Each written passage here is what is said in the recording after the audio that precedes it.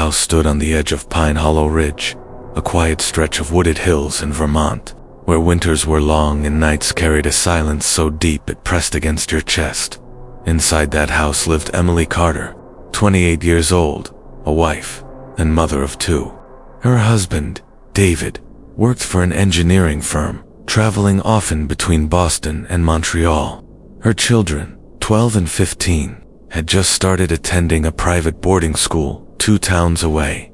For the first time in years, Emily was learning what it meant to be alone at night.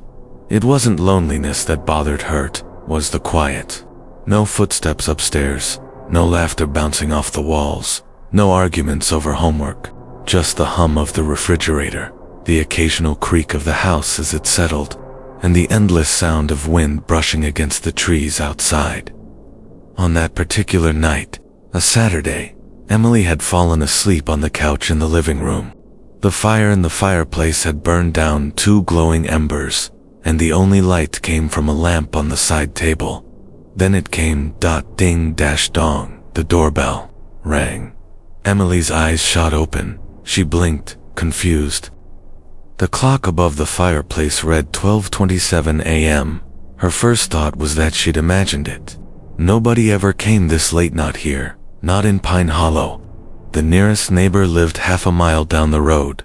Then it rang again, ding-dong, ding-dong. Her breath caught in her throat. She pushed the blanket aside, stood up, and padded across the living room, her bare feet brushing the cool wooden floor as she approached the front door. The old brass handle gleamed faintly under the lamp's light. She hesitated, her hand hovering just above it.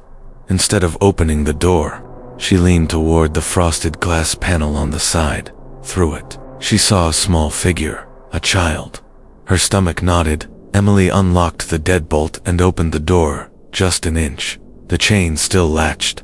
"Hello," she whispered. Standing there on the porch was a little girl, no older than 8 or 9. She wore a faded yellow dress, frayed at the hem, her hair tangled and matted as though she hadn't brushed it in weeks. In her hand, she clutched a plastic water bottle, completely empty. Her lips trembled. Can I have some water?" Emily's heart squeezed. She leaned closer. "Sweetheart, where are your parents? What are you doing out here?" The girl's eyes brimmed with tears. "Please, I'm so thirsty. I haven't had water since yesterday." Emily's first instinct screamed at her, "Something's wrong," but then the maternal side took over. A child was crying on her doorstep in the freezing Vermont night. She unlatched the chain, opened the door slightly wider, and took the bottle. "Wait here, I'll get you some water."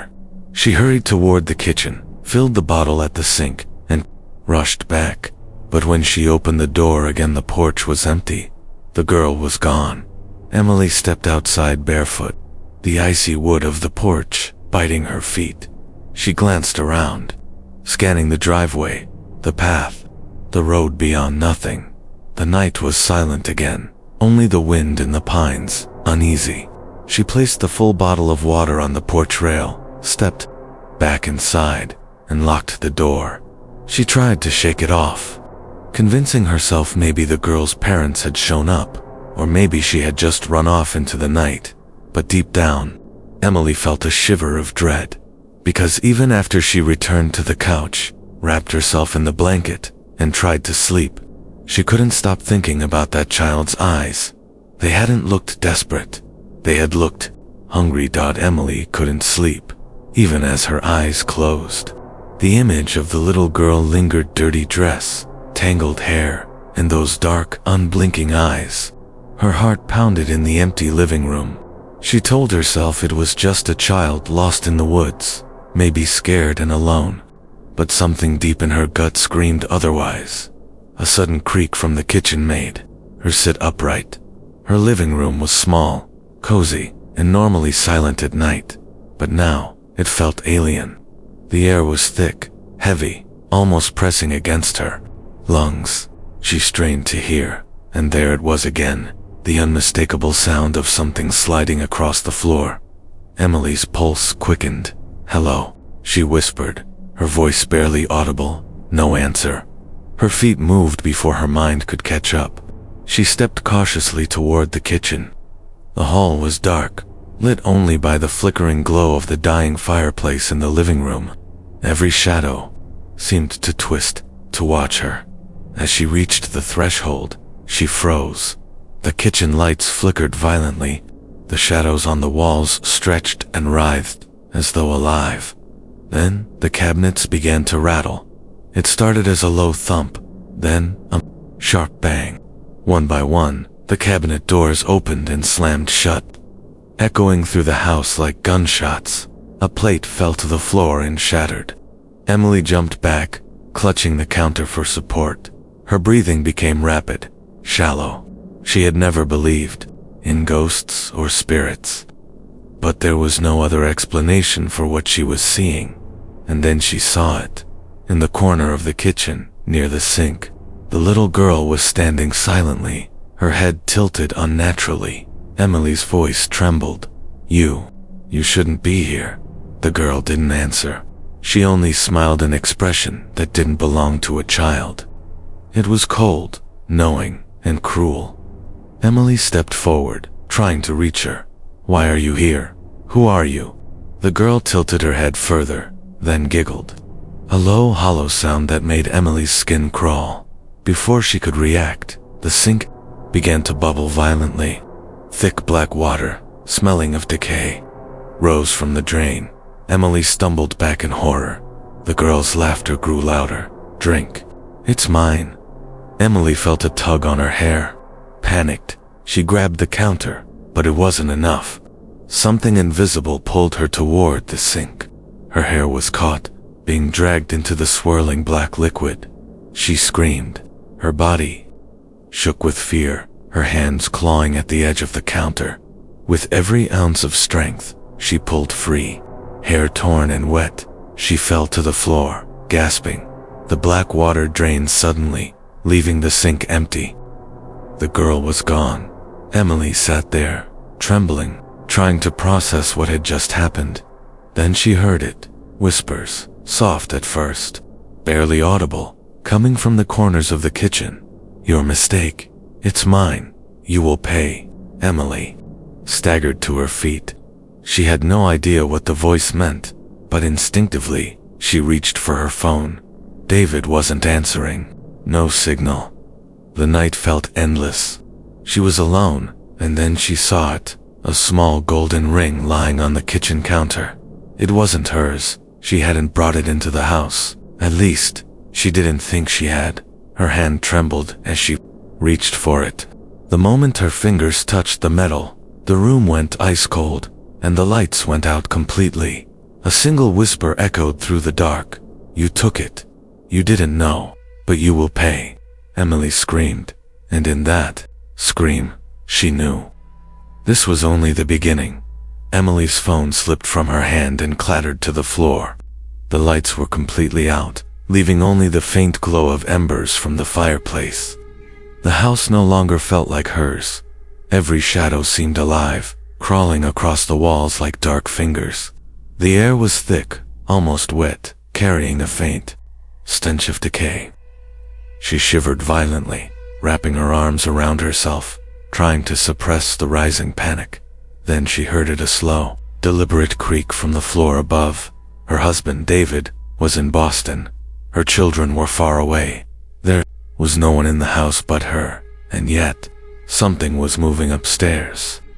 She tried to convince herself it was just the house settling, but deep down, she knew better. That small, cruel giggle, the one from the kitchen, echoed faintly from the staircase. Emily's hands shook as she reached for the kitchen counter. Her eyes fell on the golden ring. It glinted faintly in the dark. Somehow, she knew it was the key, or the anchor, or both. She reached for it. The moment her fingers brushed the metal, a cold, invisible force slammed her back against the counter. Her heart raced. She fell to the floor, gasping. "You shouldn't have touched it," whispered a voice, close, personal. Right behind her, Emily spun around, but the kitchen was empty, and then the lights flickered back on. Standing in the corner, with that same twisted smile, was the girl. Her dirty yellow dress now seemed to shimmer unnaturally, her eyes black as coal. Emily scrambled backward. "Why are you doing this? What do you want?" The girl tilted her head. "You took my gift, my world, my water." Emily had no idea what she meant. Suddenly, the kitchen cabinets slammed open, then closed, in perfect rhythm, like a heartbeat.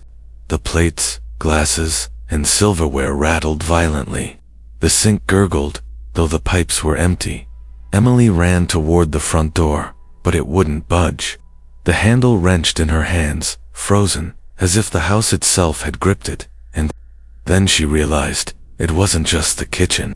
The entire house was moving. The floors groaned, as if breathing. The walls seemed to stretch and twist.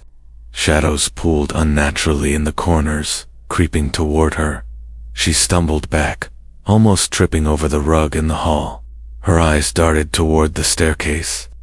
She could see the silhouette of the girl, climbing slowly, deliberately, toward the second floor.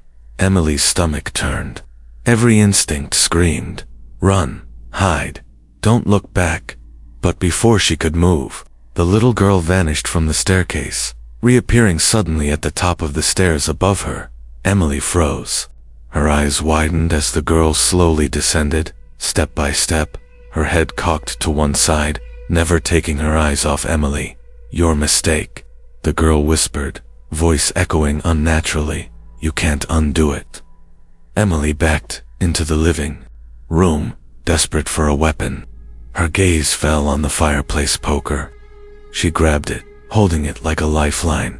Then she heard it, a soft tapping, barely audible at first, then louder, moving across the wooden floor above her head. Something, walking, pacing, circling her. Emily's hands shook as she raised the poker. She tried to steady her breath. The tapping stopped. Silence, and then the doorbell rang again. Not once, not twice, but 3 long, deliberate chimes. Emily's heart pounded so hard, she thought it might burst. She dared a whisper, "Who's there?" No answer. A shadow flickered behind the front door window. A small, familiar silhouette. Her stomach dropped. It was her, the little girl. The lights flickered violently. The shadows in the room seemed to converge toward her, wrapping the walls like smoke. Emily screamed, raising the poker, and then she felt a cold hand grip her ankle, dragging her toward the staircase. Emily thrashed, trying to free herself, but the hand was impossibly strong. She looked down. No one was there, but she was moving up the staircase toward the girl. Emily's legs moved against her will, as if invisible hands dragged her up the staircase. Each step creaked, echoing through the silent house like a gunshot. The little girl hovered at the top, her coal black eyes fixed on Emily, unmoving, smiling.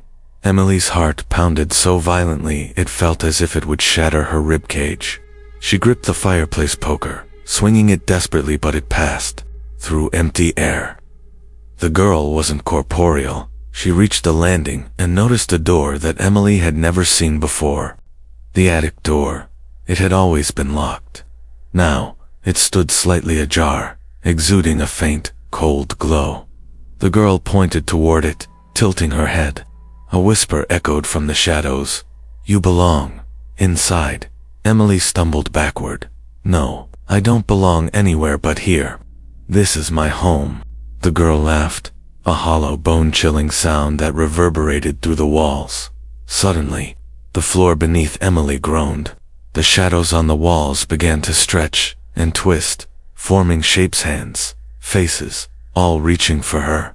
She fell to her knees, clutching the railing, and then the ring. It glimmered on the floor at her feet, golden and unnaturally warm. Emily hesitated, knowing instinctively that it was connected to the girl, to whatever force haunted this house. With trembling hands, she picked it up. The moment her fingers touched the metal, a vision flashed before her eyes. A forest clearing, years ago. A girl, no older than 8, wearing a yellow dress, was crying near a small pond. A man in dark clothing placed a golden ring into her tiny Hence the girl's smile twisted into something terrifyingly unnatural. And then the vision ended abruptly. Emily gasped, dropping the ring. The little girl appeared directly in front of her now. "You took it. You disturbed me. Now you must pay." The temperature dropped sharply. Emily's breath formed clouds in the air. She stumbled into the attic door, and as she crossed the threshold, the room seemed to expand infinitely. Darkness folding in on itself.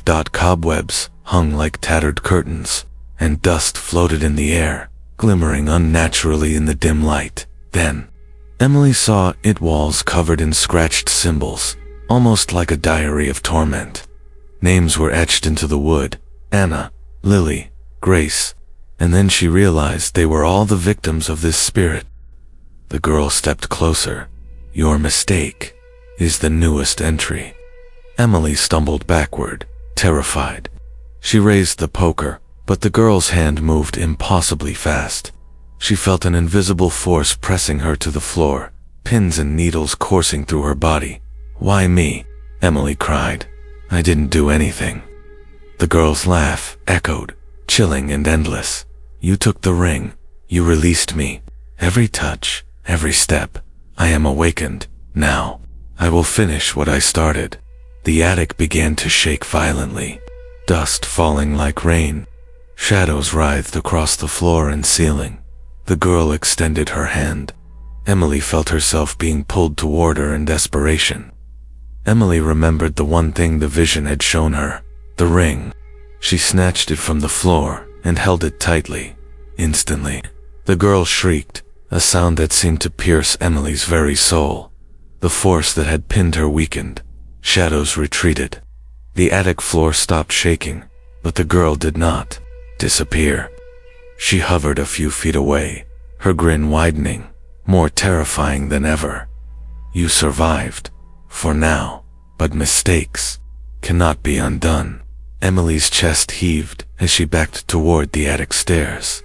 She knew she had escaped this encounter, but the girl had made it abundantly clear.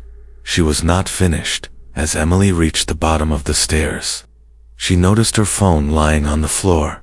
It lit up one new message: "The house remembers. The house waits.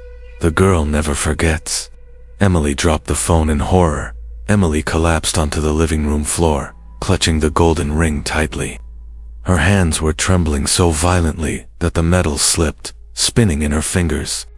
Every instinct screamed at her to throw it away, burn it, destroy it, but something told her the ring itself was the key. Her mind raced. Who was the girl? Why was she attacking Emily? And what did she want with the ring? She remembered the vision. In the attic, a small girl in a yellow dress, crying by a pond. The man had given her the ring. Something about the girl's smile had turned wrong. Something about the ring had awakened her. Emily forced herself to her feet. She needed answers. Her first thought was to research the ring. If it had a history, maybe she could figure out how to stop the girl. She grabbed her laptop and started scrolling through old town records, newspaper archives, and library microfilms. What she found made her stomach drop. Pine Hollow Ridge had a history of disappearances, spanning decades. Young girls, always wearing yellow dresses, often found wandering in the woods or near water. Some were never found.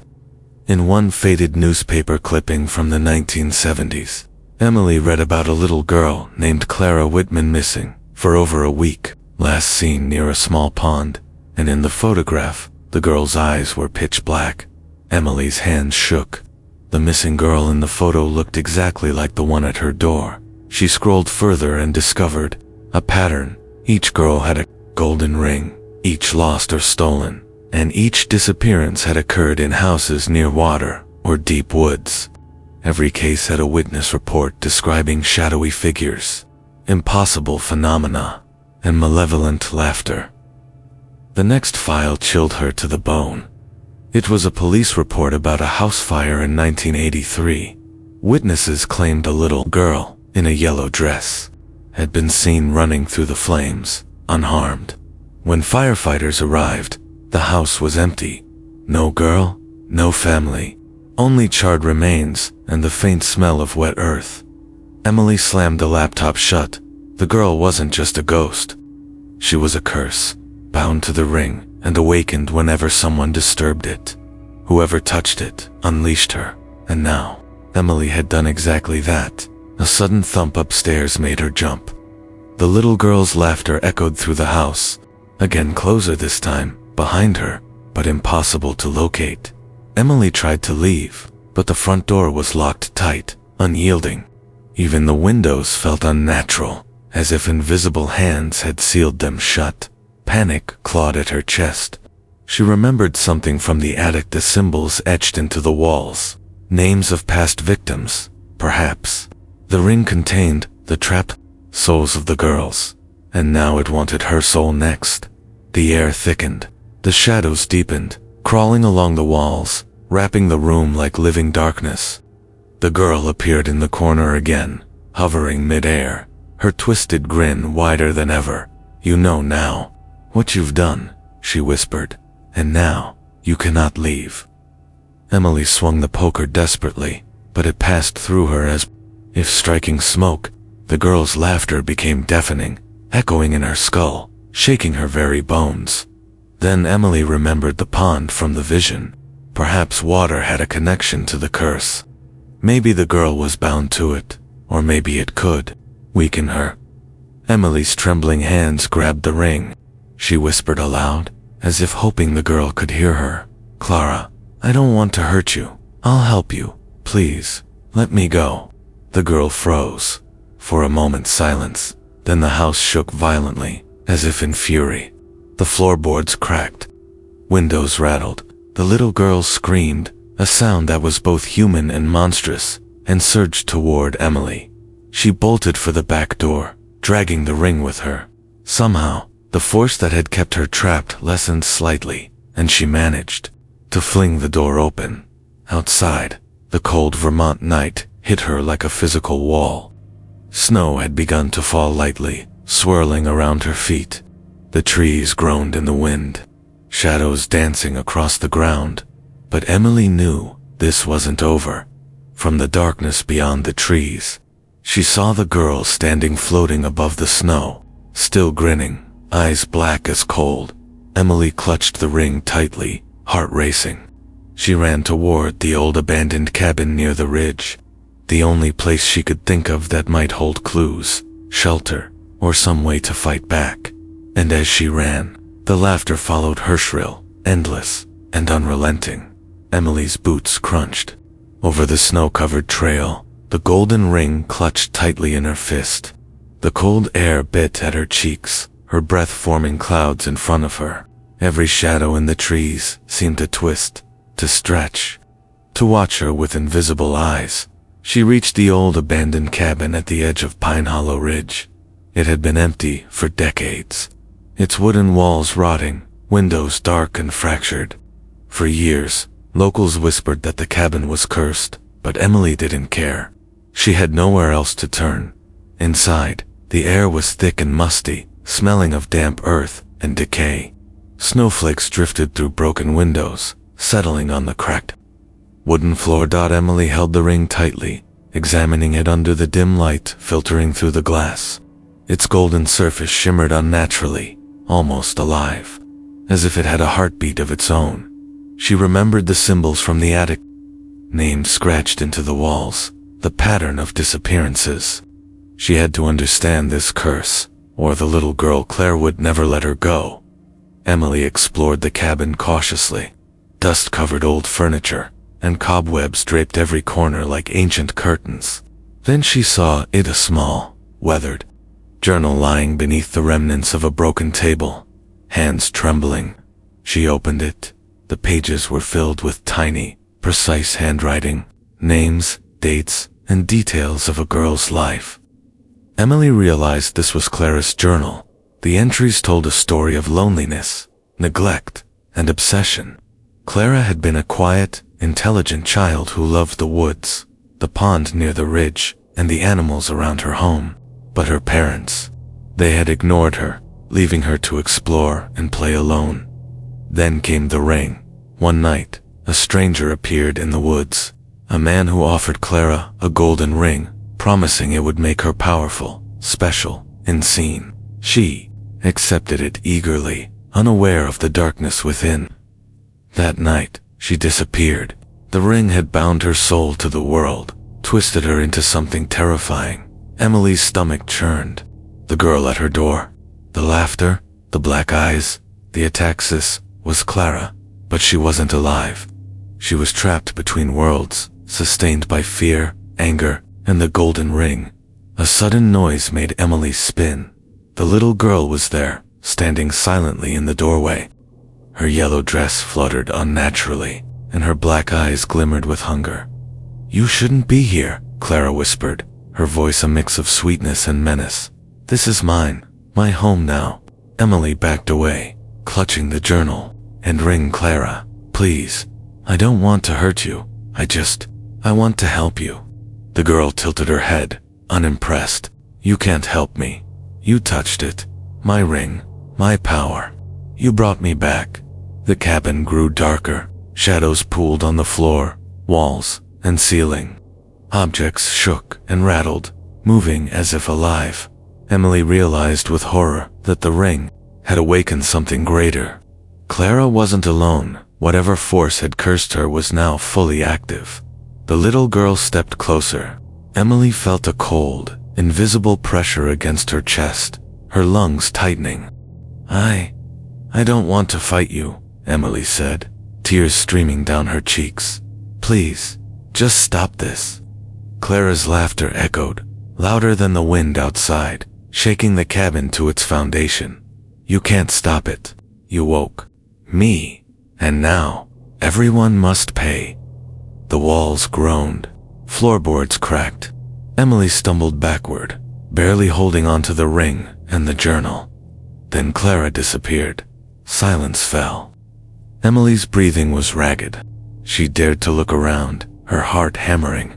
The journal shook violently in her hands, pages flipping on their own. Words etched themselves into the paper, as if invisible fingers were writing new names. Emily dropped the journal, horrified. She realized her name was now being written. Panic seized her.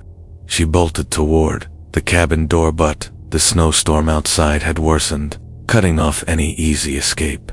Then, from the shadows of the cabin, a small, familiar giggle echoed, soft, hollow, and impossibly close. Emily froze. She knew she had only moments to act. The girl wasn't going to give her a chance to think. Emily huddled in the corner of the cabin, clutching the golden ring and the journal. Her breath came in short, jagged gasps. The snowstorm outside had intensified, howling like a chorus of unseen voices. The wind pressed against the cabin walls, rattling windows and shaking the rotting frame. Her hands shook as she reread Clara's journal. Among the entries, she noticed instructions. Cryptic, but clear in intent. A method to contain the spirit. A way to weaken the girl, but it required courage, precision, and ritualistic preparation. Emily's mind raced. Could she do it? Could she face Clara, fully awake and aware, and survive? The first step was simple. On paper, she needed a circle of protection, drawn with salt and inscribed with symbols from the journal. Emily scoured the cabin, gathering candles, matches, and her grandmother's old silver knife. Her hands trembled, but she forced herself to begin. As she drew the circle on the dusty floor, a shadow flickered in the corner of the room. "Clara," Emily froze. The girl's coal black eyes glimmered with malice. "You think you can stop me?" she whispered, voice echoing unnaturally. "You cannot undo what you have started." Emily swallowed hard. I don't want to hurt you. I just want to end this." Clara tilted her head, and suddenly, the cabin seemed to breathe, walls bending, shadows stretching toward Emily. Objects flew off the shelves, books, glass, and broken furniture spinning. Like tornadoes. Emily stumbled back into the circle, tracing the last symbol with the knife. Sparks of energy shot from the ring as it reacted to the ritual. Clara screamed, a chilling, bone-piercing sound. "Stop! You cannot contain me." Air thickened, pressing down on Emily's chest. She felt like she was being crushed, yet she forced herself to continue, reciting the incantation she barely understood. Then the candles flickered violently, casting grotesque shadows that seemed to mock her. The journal lifted off the floor, pages flipping wildly. Names have passed. Victims glowed faintly on the pages. Emily's hands ached, but she clenched the ring tightly and pressed on. Suddenly, Clara lunged. Not physically, her form flickered like smoke, but the force hit Emily like a tidal wave, knocking her to the ground. The ring slipped from her fingers, rolling across the cabin floor. Emily scrambled after it. She saw Clara hovering over it, her hand stretching impossibly toward the golden circle. "You cannot win," the girl shrieked. Emily grabbed the ring and thrust it into the center of the salt circle. A blinding light erupted, white and searing. Shadows screamed and twisted, and Clara's form distorted, her grin stretching into something inhuman. Emily screamed along with her, but she held the circle intact, chanting the words from the journal over and over. The cabin shook violently, dust and snow swirling inside as if a storm had been trapped in the room. Then silence. Emily's single quote's eyes burned from the light. When she finally dared to look, Clara was gone. The cabin was still. The shadows receded. The journal lay on the floor, the pages now blank, except for one sentence etched in faint gold. "The circle holds, but mistakes never die." Emily sank to her knees, exhausted, bruised, and terrified. She held the ring tightly, knowing it still held power, but for now, the girl was contained. Outside, the storm had calmed. The wind no longer screamed, and the snow drifted silently across the ridge. Yet Emily could still feel it, a presence lingering just beyond sight, waiting down and deep down. She knew this was only the beginning. Emily sat on the cold floor of the cabin, the golden ring clutched in her hands. The ritual had worked.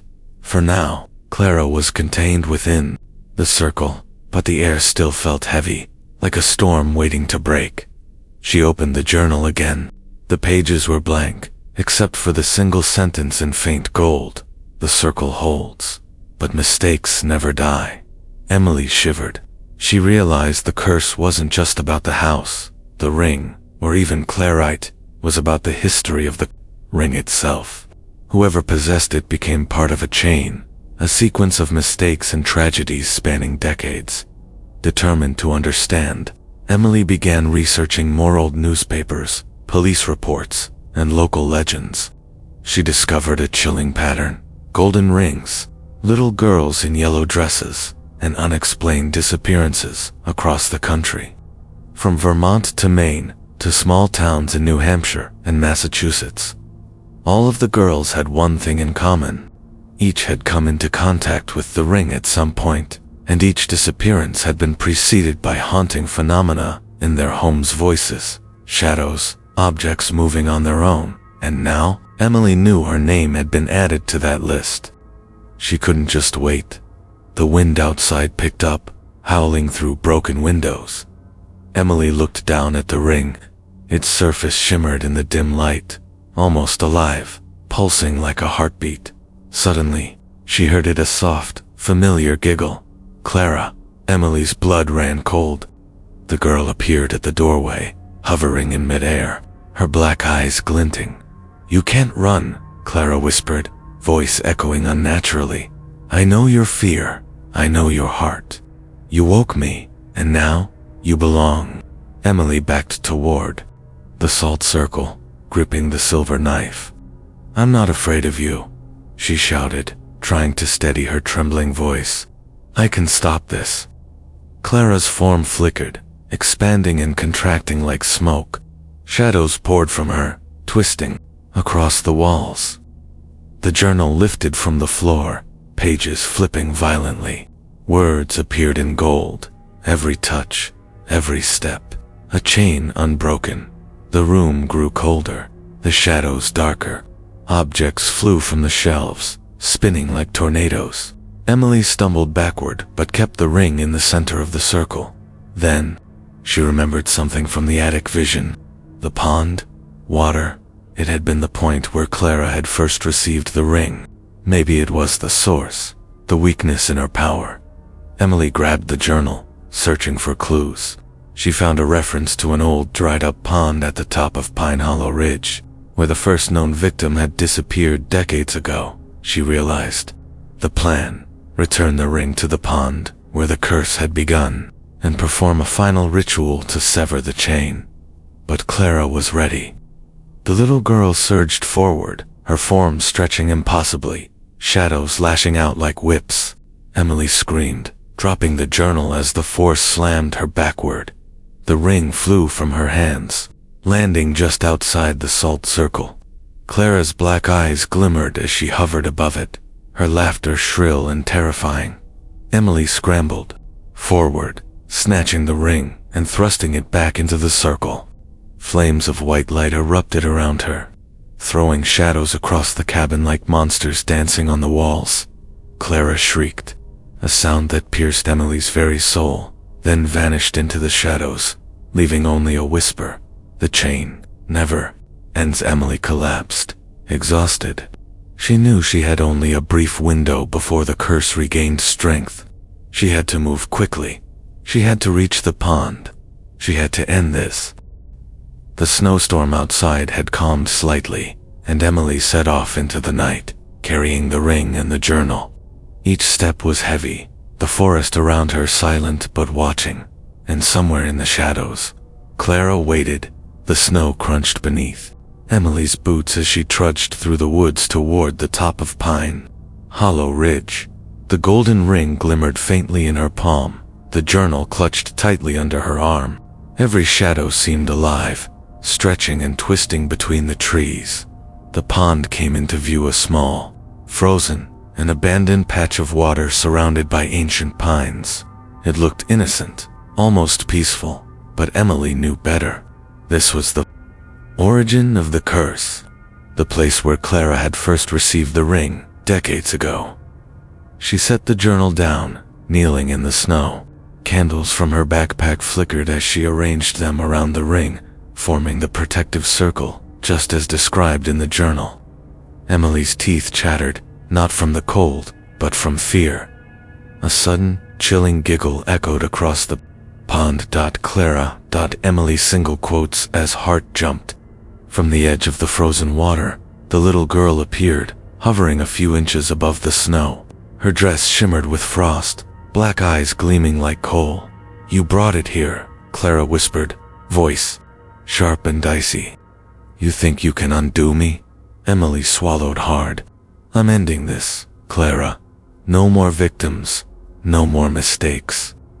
The girl tilted her head, and the shadows around the pond twisted violently, forming claw-like hands and faces, writhing and reaching toward Emily. The wind howled, snow spiraling into the circle, as if obeying Clara's will. Emily stepped into the center, clutching the ring. She recited the incantation from the journal, the words bitter on her tongue. The candles flared, their light pushing against the shadows. Clara screamed a sound that shook the trees, a mix of human and something far older, far darker. She surged forward, a blur of motion, but the circle held, shimmering with protective light. The journal levitated above the ring, pages flipping frantically. Names of past victims glowed in gold: Clara, Anna, Lily, and Emily's own. The realization hit her like a punch. The curse had already marked her. "Your mistakes brought you here," Clara hissed, "and now, you'll join the chain." Emily steadied herself. "I won't let you." She lifted the ring and plunged it into the center of the circle. The snow around her began to melt, steam rising as if the world itself was burning.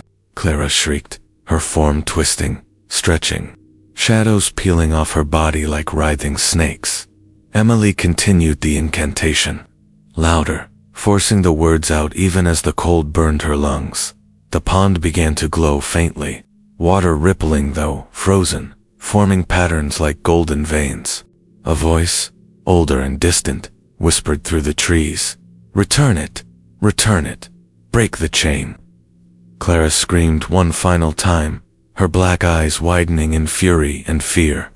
The shadows around her convulsed, then began to pull back, drawn toward the pond. Emily reached forward, throwing the ring onto the pond's ice.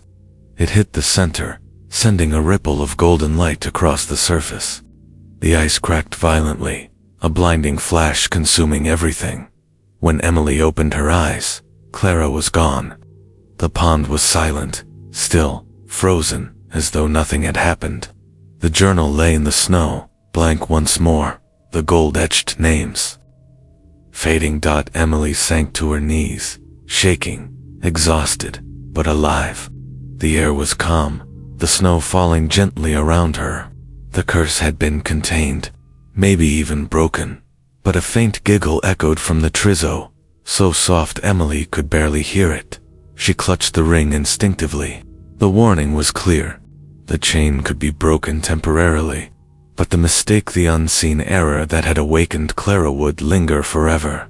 Emily trudged back down the ridge, exhausted, snow clinging to her coat and hair.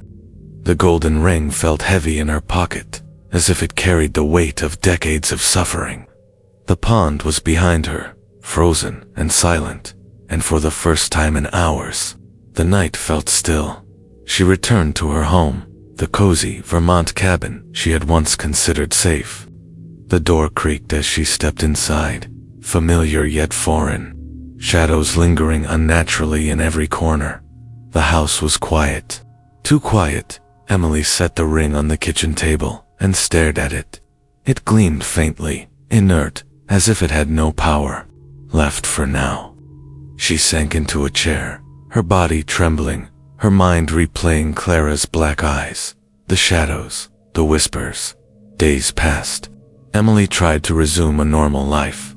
She cleaned, she cooked, she tried to sleep, and every night, she whispered apologies into the darkness, as if acknowledging mistakes could prevent them from coming back. But the unease never fully left her. Every creak of the floor, every flicker of light, every shadow in the corner of her vision made her heart race. Then one evening, as snow fell softly outside, Emily noticed something unsettling. The ring, which had seemed dormant, glimmered faintly. A soft giggle echoed through the living room, faint, distant, impossibly close at the same time. Emily froze, her stomach knotted. She reached for the ring instinctively. Not again, she whispered, clutching it tightly. The shadows shifted. For a moment, she thought she saw a small figure, the familiar yellow dress, cold black eyes glimmering in the dim light. But when she blinked, it was gone.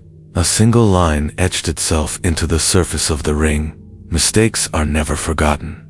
Emily sank into a chair, her hands trembling. The curse had been weakened, but not destroyed. Clara's spirit lingered, bound to the ring, waiting for another mistake, another touch, another awakening. And Emily knew, deep in her bones, that the unseen mistakes of the past were never truly gone. They were always watching, always waiting. The camera of her mind zoomed into the dark corners of the cabin. A whisper echoed once more. The chain continues, and you are part of it now.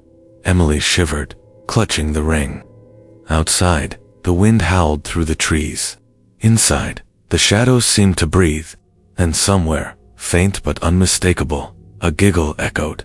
The screen fades to black,